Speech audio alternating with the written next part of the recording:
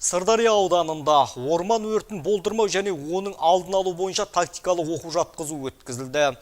Оған ауданаралық төтенше жағдайлар бөлімі, номері 12-ші өрт сөндіру бөлімі, сондай-ақ орман және жануарлар дүниесін қорғау жөніндегі мемлекеттік мекемесінің өкілдері арнайы қатыстырылды. Сала мамандарының айтуынша, орман өртіне көбіне адамдардың немқұрайлығы себепші. Сондықтан өрт қауіпсіздігі ережелерін сақтауда үгіт-насихат жұмыстарымен қатар, осындай алдын алу оқу жаттығу керек ақ. Жыл сайын ұйымдастырылатын өрт тактикалық шараның мақсаты сала мамандарының біліктілігін арттыру және орман өртінің алдын алу. Сәуір, мамыр айлары өртке қауіпті кезең болып табылады. Мысалы 2022 жылы Сырдария ауданы көлемінде орман алқаптарында бір өрт оқиғасы тіркелген. 2021 жылы 2 өрт оқиғасы тіркелген. Және одан да басқа шабындықтарда қураған шөптер жану оқиғасы да тіркеліп отырады.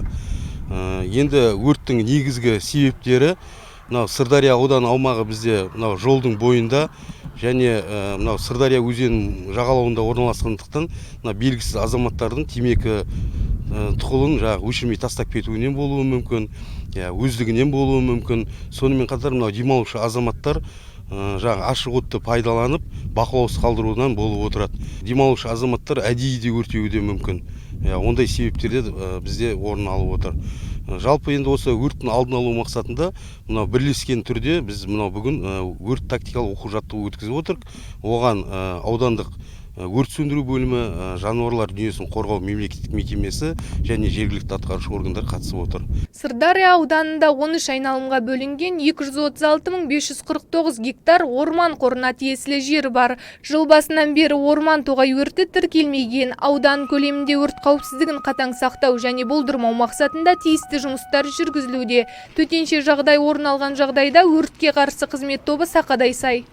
Бүгінгі іс-шарамыздың басты мақсаты аудандық төтенше жағдаймен бірлесіп, ішкі істер мекемесімен бірлесіп, көктемгі өрттің алдын алу іс-шара жоспары оқу тактикалық жаттығуын жүргізіп жатыр. Жаттығу өз деңгейінде өтті.